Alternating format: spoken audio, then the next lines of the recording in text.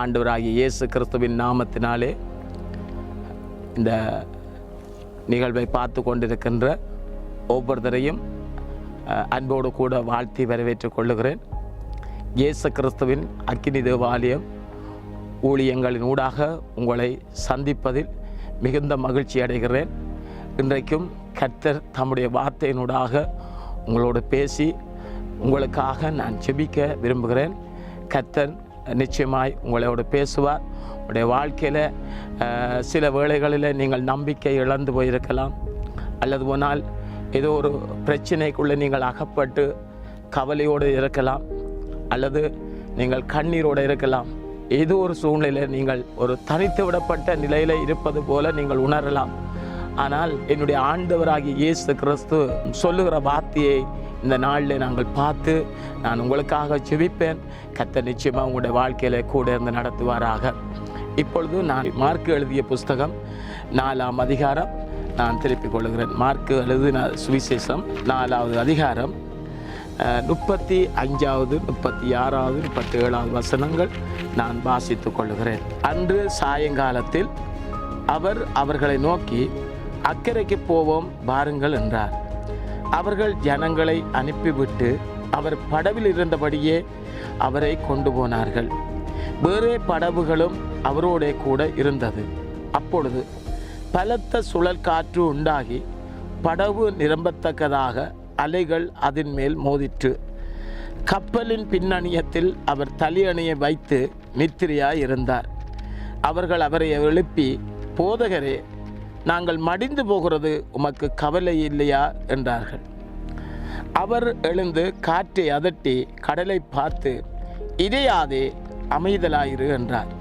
அப்பொழுது காற்று நின்று போய் மிகுந்த அமைதல் உண்டாயிற்று என்று சொல்லி நாங்கள் இந்த பகுதியில் பார்க்கிறோம். இயேசு கிறிஸ்துடைய சீசர்கள் இயேசு கிறிஸ்துவை தேடி வந்த ஜனங்களை அனுப்பிவிட்டார்கள். அனுப்பிவிட்ட பொழுது இயேசு கிறிஸ்து சொல்றார், அவர்கள் இந்த சம்பவம் நடக்கிறது ஒரு கடல் கரையில் இந்த சம்பவம் நடக்குது. அப்போ இயேசு சொல்றார், நாங்கள் அந்த கரைக்கு போவோம் பாருங்கள்னு சொல்லி. இப்போ அந்த கரைக்கு போவோம் பாருங்கள்னு சொல்லி சொன்ன பொழுது அந்த படவிலே இயேசுவை ஏற்றினார்கள். இவர்களும் ஏறி அந்த படகில் போய் கொண்டிருக்கிறார்கள். படகில் போய் கொண்டிருக்கும் பொழுது கொஞ்சம் தூரம் போனதுக்கு பிறகு அங்கே இயேசு படகிலே அணியத்திலே தலையணை போட்டு நல்ல நித்திரையாக கிடக்கிறார். இவர்கள் போய் ஒரு கொஞ்சம் தூரம் போன பொழுது காற்று பலமாய் வீச தொடங்கியது. காற்று பலமாய் வீச தொடங்கிய பொழுது கடல் அலை எழும்பி படகுக்குள்ளே மோதியது. படகை கடல் தண்ணி நிரப்பியது. அப்போ சீசர்கள் என்ன செய்கிறாங்க, படகுக்குள்ளே கிடந்த தண்ணியை அள்ளி அள்ளி வெளியால் ஊற்றுறாங்க. முடியலை. படகுக்குள்ளே கிடந்தது எல்லாத்தையும் தூக்கி தூக்கி எறிகிறாங்க. முடியலை. மாறி மாறி தண்டு வலிக்கிறாங்க. ஆனால் இயேசு படகுல தான் இருக்கிறார். சில நேரங்களில் நம்முடைய வாழ்க்கையிலும் கூட நமக்கு ஒரு கேள்வி இருக்கலாம், இயேசு நம்முடைய படகுல இருந்தால் நமக்கு பிரச்சனைகள் வராது, அப்போ பிரச்சனை ஏன் வருதுன்னு சொல்லி சில நேரங்களில் நமக்கு கேள்விகள் இருக்கலாம். ஆனால் ஆண்டவர் சொல்லுகிற வார்த்தையை பாருங்க, உலகத்திலே உங்களுக்கு உபத்திரவம் உண்டு, ஆனாலும் திடன் கொள்ளுங்கள், நான் உலகத்தை ஜெயித்தேன் அப்படின்னு சொன்னால், தேவனுடைய பிள்ளைகள் தேவனுடைய வார்த்தையின்படி வாழ தொடங்கும் பொழுது பிரச்சனைகள் வரும், போராட்டங்கள் வரும், உபத்திரவங்கள் வரும், புயல் காற்றுகள் வீசும். எப்படிப்பட்ட புயல் காற்று வீசினாலும் அந்த புயல் காற்றை அடக்குகிற இயேசு கிறிஸ்து அந்த படகில இருக்கிறார். ஆகவே இந்த சீசர்கள் என்ன செய்யறார்கள் சொன்னால், என்ற அளவு முயற்சி பண்றாங்க. அந்த பக்கம் தண்டு வலிக்கிறாங்க, இந்த பக்கம் தண்டு வலிக்கிறாங்க. அவங்களால முடியல. கடைசி கட்டத்துல அந்த நம்பிக்கை இழந்து போகிற அந்த நேரம்ன்றது மிகவும் ஒரு வேதனையான நேரம். அந்த வேதனை நிறைந்த நேரத்தில் அவங்க போய் இயேசுவை தட்டி எழுப்புகிறாங்க. இயேசுவே, இயேசுவே, உம்மை நம்பித்தானே நாங்கள் உம்முடைய படகுல வந்தோம். ஏனென்றால் காற்றையும் கடலையும் அடக்குகிறவர் நீர், நீர் சர்வ வல்லமை உள்ளவர். வானத்தையும் பூமியையும் அண்ட சராசரத்தையும் உருவாக்கினவர், அவைகளை ஆளுக செய்கிறவர், குருடரை பார்க்க வைக்கிறவர், செவிடரை கேட்க வைக்கிறவர், முடவரை நடக்க வைக்கிறவர், இப்படிப்பட்ட வல்லமை உள்ள ஆண்டவராகிய உம்மைத்தானே நாங்கள் நம்பி இந்த படகுல வந்தோம். ஆனால் நீரோ நித்திரையா இருக்கிறீர். எங்களுடைய வாழ்க்கை படகு கொந்தளித்துக் கொண்டிருக்கிறது.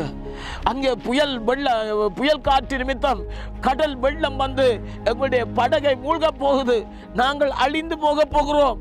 உமக்கு கவலை இல்லையா? நீர் நித்திரை கொள்றீரேன்னு சொல்லி இயேசுவை எழுப்பி விட. சில நேரங்களில் இந்த கடல் அலை, கடல் எதுக்கு ஒப்பா இருக்க சொன்னால், கடல் உலகத்துக்கு ஒப்பா இருக்குது.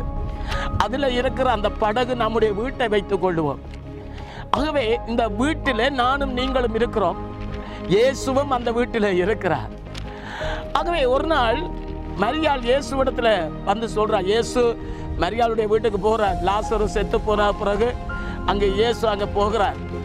அங்கே போகல மரியாள் வந்து சொல்றா, ஆண்டவரே, நீர் எங்களுடைய வீட்டில் இருந்திருந்தால், நீர் எங்களோட இருந்திருந்தால் எங்களுடைய சகோதரன் மரித்திருக்க மாட்டான் என்று சொல்லுகிறாள். இயேசு இல்லாத குறை. ஆனால் இங்கு இயேசு படகில இருக்கிறார். இயேசு படகில இருக்கும் பொழுது புயல் காற்று வீசிக்கொண்டிருக்கிறது. ஆண்டவரே, உமக்கு கவலை இல்லையான்னு சொல்லி. பிரியமான ஆண்டுடைய பிள்ளைகளே, நாங்கள் மற்றவர்களுக்கு ஒரு பிரச்சனை வந்தால் மற்றவர்களுக்கு நாங்கள் உடனடியாகவே ஓடி போய் ஆறுதல் சொல்லுவோம். கவலைப்படாதீங்க, கர்த்தர் உங்களை தேற்றுவார், கர்த்தர் உங்களை ஆறுதல் படுத்துவார், கர்த்தர் உங்களை நடத்துவார்னு சொல்லுவோம். ஆனால் நமக்கு அதே ஒரு சூழல் வந்துட்டு சொன்னால் நாங்கள் அதை எப்படி கையாளுவோம்? நாங்கள் அதுக்கு எப்படி முகம் கொடுக்கிறோம்? சிலருடைய அஸ்திபாரம் கூட அசைந்து போய்விடும். அசைந்து போன அப்புறம் சொல்லுவாங்க, இப்படிப்பட்ட ஒரு கிறிஸ்தவ வாழ்க்கை வேண்டாம், இப்படிப்பட்ட ஒரு துன்பம் வேண்டாம், அதனால வேண்டாம், நான் போயிடுவோம்னு சொல்லி. பிரியமானவர்களே, அதே போலத்தான் கடலிலே போகிற படகை போல கிராமத்தில், உலகத்திலே நாங்கள் இருக்கிறோம். நம்முடைய குடும்பமும் வந்து பரலோகத்தை நோக்கி பயணம் போகிற ஒரு படகு வீடு. அந்த வீட்டில் நானும் இருக்கிறோம், நீங்களும் இருக்கிறீங்க. இயேசு அந்த படகுல இருக்கிறார். ஆனால் புயல் காற்றுகள் போல சமூகத்தால் பிரச்சனைகள் வரலாம், சொந்தங்களால் பிரச்சனைகள் வரலாம், உறவுகளால் பிரச்சனைகள் வரலாம். எப்போ வரும்னு சொன்னால் ஆண்டவருடைய வார்த்தையை கேட்டு அந்த வார்த்தையின்படி நடக்க தொடங்கும் பொழுது நமக்கு பிரச்சனைகள் வரலாம். ஆனாலும் ஆண்டவருடைய வார்த்தை சொல்லுகிறது, பிரியமான தேவ பிள்ளைகளே, அவருடைய வார்த்தை சொல்லுகிறது, என் நாமத்து நிமித்தம் நீங்கள் சகல ஜனங்களாலும் பகைக்கப்படுவீர்கள், ஆனாலும் கலங்காதீர்கள் சொல்லி. ஆகவே இங்கே நாங்கள் பார்க்கிறோம் பிரியமானவர்களே, அந்த புயல் காற்று அடித்த பொழுது கடல் எழும்பி வந்து அந்த வீட்டை மூடுகிறது போல பிரச்சனைகள் வரலாம். அந்த பிரச்சனை வந்தாலும் கூட பிரியமானவர்களே, நாங்கள் நம்பிக்கை இழக்கக்கூடிய சூழ்நிலைகள் வரலாம். ஆனால் அந்த நம்பிக்கை இழக்கக்கூடிய சூழ்நிலையில் நாங்கள் நம்முடைய பலத்தை தான் பயன்படுத்துகிறோம், நம்முடைய பணத்தை செலவழிக்கிறோம். எப்படியாவது இந்த பிரச்சனையிலிருந்து வெளியால் வர வேணுமே, எப்படியாவது இந்த சிலருக்கு மாறி மாறி வருத்தங்கள், மாறி மாறி பிரச்சனைகள், மாறி மாறி கஷ்டங்கள் வேற என்ன செய்வாங்கன்னு சொன்னால் பணத்தை அள்ளி அள்ளி செலவழிப்பாங்க. ஆனால் கடைசியில் பார்த்தா தங்களுடைய முயற்சினால தங்களுடைய பலத்தை பயன்படுத்துவாங்க, ஒன்றும் நடக்கிறதில்ல. கடைசி நேரத்தில் தான் இயேசுவை தட்டி எழுப்புவாங்க, ஆண்டவரே, நாங்கள் மடிஞ்சு போகிறோம், எங்களுக்கு உமக்கு நான் கவலை இல்லையான்னு சொல்லி. பிரியமானவர்களே, அந்த பிரச்சனை வருவதற்கு முன்பதாக நாங்கள் இயேசுவை தட்டி எழுப்ப. எப்படி போய் தட்டி எழுப்ப முடியும்? முழங்கால் ஜெபம். அந்த முழங்கால் ஜெபம் பெரிய காரியங்களை நம்முடைய வாழ்க்கையில கொண்டு வரும். ஆகவே தான் ஆண்டவருடைய வார்த்தை சொல்லுகிறது பாருங்க, இயேசுவை சீசர்கள் எழுப்பினார்கள், ஆண்டவரே, நாங்கள் மடிஞ்சு போகிறோம், எங்களுக்கு உமக்கு கவலை இல்லையான்னு சொல்லி. தேவ பிள்ளையே, இன்றைக்கு உங்களுடைய வாழ்க்கையிலும் கூட குடும்பத்தில் பல பிரச்சனையோடு நீங்கள் போராடி கொண்டிருக்கலாம். அல்லது சமூகத்தால நீங்கள் புறக்கணிக்கப்பட்டு ஒடுக்கப்பட்டு போயிருக்கலாம். அல்லது மாறி மாறி பிரச்சனைகள் வருகிறதே உங்களுடைய வீட்டுக்குள்ள, அதனால இந்த வீட்டுக்குள்ள இருக்கிறத விட இன்னொரு வீட்டை தேடுவோம்னு சொல்லி நீங்கள் நம்பிக்கை இழந்து போயிருக்கலாம். பணத்தை செலவழிக்கலாம், சொத்துக்களை எதுவை செலவழித்து ஒன்றும் நடக்கலையே. இயேசுவை தட்டி எழுப்புங்க. நீங்க என்ன செய்யறது என்று சொல்லி நம்பிக்கை இழந்து போயிருக்கிறீங்களா? இயேசுவை தட்டி எழுப்புங்க. முழங்கால இருந்து, இயேசுவே, உம்முடைய பாதத்தில் வருகிறனப்பா, எங்களுக்கு வேறு வழி இல்லை, உம்மைத்தான் நாங்கள் நம்பி இருக்கிறோம் ஐயா, எங்களுக்கு ஒரு அற்புதம் செய்யுங்க ஆண்டவரே. எங்களுக்கு மேலாக எழும்பி வருகிற இந்த புயல் காற்றை அடக்க உம்மால மட்டும்தான் முடியும் என்று சொல்லி இயேசுவை தட்டி எழுப்பிவிடுங்க. சீசர்கள் இயேசுவை தட்டி எழுப்பின பொழுது இயேசு சொல்றார், ஏன் அவிசுவாசப்பட்டீங்க? ஏன் அவிசுவாசம் என்றது விசுவாசத்துக்கு எதிரான பயங்கர எதிரி. ஆகவே நம்முடைய வாழ்க்கையில விசுவாசத்தை கெடுக்கிற அவிசுவாசங்களை நாங்கள் அகற்றி விட்டு இயேசுவை நோக்கி சொல்லணும், ஆண்டவரே நீர் எங்களுக்கு இந்த நேரத்தில் உதவி செய்ய சொல்லி கேட்கும் பொழுது அவர்களும் என்ன சொல்றார், காற்றை பார்த்து பேசுகிறார், காற்றை பார்த்து அதட்டினார், அதட்டி போட்டு கடலை பார்த்து சொல்றார், இடியாதே அமைதலாயிரு. காற்றுக்கும் கடலுக்கும் கட்டளை இடுகிறவர் ஆண்டுடைய வார்த்தை 100க்கு அதிபதி சொல்றான், ஆண்டவரே நீர் ஒரு வார்த்தை சொல்லும், அப்பொழுது என் வேலைக்காரன் பிழைத்தப்பா. இயேசு கிறிஸ்து ஒரு வார்த்தை சொன்னால் போதும், அந்த வார்த்தை என்ன செய்யுமாம், கடல் அலைகளை துள்ள வைக்கிறது. ஆண்டவருடைய வார்த்தை பெண் மான்களை குட்டியின செய்கிறது. இப்படிப்பட்ட வல்லமுள்ள வார்த்தையை கேட்ட கடல், அப்படி எழும்பி வந்த கடல் அமர்ந்து பேசாமல் போயிட்டது. அங்கே சீசர்கள் ஆச்சரியப்பட்டாங்க, யாரப்பா காற்றுக்கும் கடலுக்கும் கட்டளை இடுகிறாரே, இவரார்? அவர்தான் எங்களுடைய ஆண்டவர். சொன்னார், மரித்தேன், இதோ சதா காலங்களிலும் உயிரோடு இருக்கிறேன். அந்த உயிரோடு இருக்கிற ஆண்டவருடைய பிள்ளையானையா நானும் நீங்களும். அருமை சகோதரனே, அருமை சகோதரியே, இன்றைக்கு உங்களுடைய வாழ்க்கையில பிரச்சனைகள் தலைக்கு மேலாக வந்துடுது. இனி வாழ்வதில் பிரயோசனம் இல்லை, தற்கொலை செய்திடலாம், அல்லது இந்த குடும்பம் இப்படி அழிய போதுன்னு சொல்லி நீங்கள் நம்பிக்கை இழந்து போயிருக்கிறீங்களா? பணத்தை செலவழித்து ஒன்றுமே நடக்கலைன்னு சொல்லி கவலையோடு இருக்கிறீங்களா? நான் உங்களுக்கு ஒரு நல்ல செய்தியை சொல்லுகிறேன். இயேசு கிறிஸ்து உங்களுடைய படகில இருக்கிறார். படகில இருக்கிற இயேசுவை நீங்க தான் சொல்லணும், அப்பா நான் உம்முடைய பிள்ளையப்பா, என்னுடைய வாழ்க்கையில் என்னால் எதுவுமே முடியலையப்பா, நீர் எனக்கு உதவி செய்யும் என்று சொல்லி நீங்க கேட்கும் பொழுது ஆண்டவர் நிச்சயமாக உங்களுடைய வாழ்க்கையில பெரிய காரியங்களை செய்வார். ஒருவேளை கடன் பிரச்சனைகள், கடனால நீங்கள் அங்கே கடனை தந்தவர்கள் உங்களை வேதனைப்படுத்தி கொண்டிருக்கலாம். திருமண காரியங்கள், கல்வி காரியங்கள், ஏதோ ஒரு பிரச்சனைக்குள்ள நீங்கள் அகப்பட்டு சிக்கி தவித்துக் கொண்டிருக்கலாம். எந்த சூழ்நிலை நீங்கள் இருந்தாலும் ஆண்டவர் உங்களுக்கு உதவி செய்ய வல்லமை உள்ளவராக இருக்கிறார். இன்றைக்கும் அப்படிப்பட்ட சூழ்நிலையில் இருக்கிற உங்களுக்காக நான் ஜெபிக்கிறேன். ஆண்டவர் நிச்சயமாய் உங்களுக்கு உதவி செய்வாராக.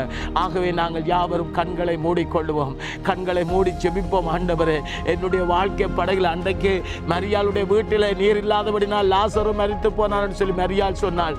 ஆனால் ஆண்டவரே இயேசுவோடு, ஆண்டவரே சீசரோடு சென்ற படகில நீர் நித்திரையாக இருந்த பொழுது, கொந்தளிப்பு வந்த பொழுது ஆண்டவரே சீசர்கள் கதறினார்கள், கத்தாவே படகில நீர் இருந்து கொண்டும் கூட இப்படிப்பட்ட பிரச்சனை வந்துட்டு சொல்லி. இன்றைக்கும் பிரியமான ஆண்டவருடைய பிள்ளைகளே, நம்முடைய ஆண்டவர் நமக்கு உதவி செய்ய வல்லமை உள்ளவராக இருக்கிறார். காற்றையும் கடலையும் அடக்குகிற ஆண்டவர், நம்மை அங்கு சமாதானமாய் நடத்துகிற ஆண்டவர் நம்மோடு இருக்கிறார். அவர் தொடர்ந்து நமக்கு உதவி செய்வார். நாங்கள் தவறான எண்ணங்கள், தவறான காரியங்களை தீர்மானிக்க தேவையில்லை. இயேசுவை விசுவாசித்து அவருடைய ஆசீர்வாதத்தை பெற்று நாங்கள் வாழ்வோம். நாங்கள் ஜெபம் பண்ணுவோம். அன்பும் இரக்கமும் நிறைந்த நல்ல தகப்பனே, இந்த அருமையான ஆசீர்வதிக்கப்பட்ட வேளைக்காக உமக்கு நன்றி அப்பா. ஆண்டவரே சீசர்கள் உம்மோடு படகில வந்தார்கள் கத்தாவே, ஆனால் நீர் படகில படுத்து விட்டீர் கத்தாவே, நித்திரையாகி போய் விட்டீர் ஆண்டவரே. ஆண்டவரே அப்பா, சீசருடைய படகு ஆண்டவரே நடுக்கடலிலே ஆண்டவரே கடல் அலைகளினாலும் ஆண்டவரே கடல் வெள்ளத்தினாலும் தத்தளித்த பொழுது கத்தாவே, அவர்கள் தங்களுடைய நம்பிக்கை இழந்து போனார்கள் கத்தாவே. மரண பயம் அவர்களை பிடித்துக் கொண்டது ஆண்டவரே. ஆனால் உம்மை நோக்கி ஓடி வந்த பொழுதோ ஆண்டவரே, உம்மை தட்டி எழுப்பி விட்ட பொழுதோ ஆண்டவரே நீர் ஆண்டவரே அவர்களுக்கு எதிரான பிரச்சனைகள் எல்லாம் அடக்கினீர் கத்தாவே. அதுபோல கத்தாவே இந்த வேளையிலும் ஆண்டவரே இந்த செய்தியை கேட்டுக்கொண்டிருக்கிற உம்முடைய பிள்ளைகளுடைய வாழ்க்கையில கத்தாவே, யார் யாரெல்லாம் ஆண்டவரே இப்படிப்பட்ட பிரச்சனைகள், ஆண்டவரே குடும்ப பிரச்சனைகள் மற்றும் கடன் பிரச்சனைகள் கத்தாவே, தொழில்களில் நஷ்டங்கள் மற்றும் வியாதிகள் கத்தாவே, இன்னும் பிரச்சனைகளினால பாதிக்கப்பட்டு இனி நான் வாழவே முடியாதுன்னு சொல்லி தங்களுடைய ஆண்டவரே எல்லா செல்வங்களையும் செலவழித்து ஆண்டவரே தங்களுடைய மாம்ச பலத்தினோடு போராடி கொண்டிருக்கிறார்களோ அவர்களுக்கு உதவி செய்ய உம்மால் மட்டுமே முடியும் ஆண்டவரே. பலன் உள்ளவன் பலன் இல்லாதவன் யாரா இருந்தாலும் உதவிகள் செய்கிறது உமக்கு லேசான காரியம் ஐயா. இந்த வேளையிலும் ஐயா உம்முடைய பிள்ளைகளை நீர் ஆசீர்வதியும் ஆண்டவரே. தொடர்ந்து உங்களுடைய வாழ்க்கையில கூட இருப்பா, உங்களுடைய குடும்பங்களில கூட இரும் ஆண்டவரே. உம்முடைய சமாதானம் கூட இருக்கட்டும் ஆண்டவரே. ஆண்டவரே உம்முடைய பாதுகாப்பும் பராமரிப்பும் வழிநடத்தலும் கூட இருக்கட்டும் ஐயா. தொடர்ந்து ஆண்டவரே உம்மை பற்றி கொண்டு மக்காய் வாழ கிருபை தாரும். உம்முடைய வார்த்தையை கேட்ட ஒவ்வொருத்தர் மேலும் உம்முடைய கரம் வைக்கப்பட்டு ஒவ்வொருத்தரையும் ஆசீர்வதிக்கும்படியாக இயேசுவின் நாமத்தினாலே ஆசீர்வதித்து ஜெபிக்கிறேன் எங்கள் ஜீவனுள்ள நல்ல பிதாவே. ஆமேன் ஆமேன். இந்த வார்த்தையானது உங்களுக்கு ஆசீர்வாதமாக இருந்திருக்கும் என்று சொல்லி நான் விசுவாசிக்கிறேன். இந்த வார்த்தையை குறித்து நீங்கள் பெற்றுக்கொண்ட நன்மைகளை சாட்சிகளாக பகிர்ந்து கொள்ள விரும்புகிறவர்கள் கீழே திரையிலே போடப்படுகிற நம்பருக்கு நீங்கள் தொடர்பு கொண்டு உங்களுடைய சாட்சிகளை தெரிவித்துக் கொள்ள முடியும். அதோடு கூட உங்களுக்கு யாருக்காவது ஏதாவது பிரச்சனை, வியாதிகள், ஏதாவது காரியத்துக்காக ஜெபிக்க வேண்டும்னு சொல்லி நீங்கள் விரும்பினால் அந்த நம்பருக்கு நீங்கள் தொடர்பு கொள்ளுங்கள். நாங்கள் உங்களுக்காக ஜெபிக்க ஆயத்தமாக இருக்கிறோம். நாங்கள் இன்னும் ஒரு இப்படியான தேவ வார்த்தையின் ஊடாக நான் உங்களை சந்திக்கிறேன். ஆண்டுடைய ஆசீர்வாதம் உங்கள் ஒவ்வொருத்தோடும் கூட இருப்பதாக.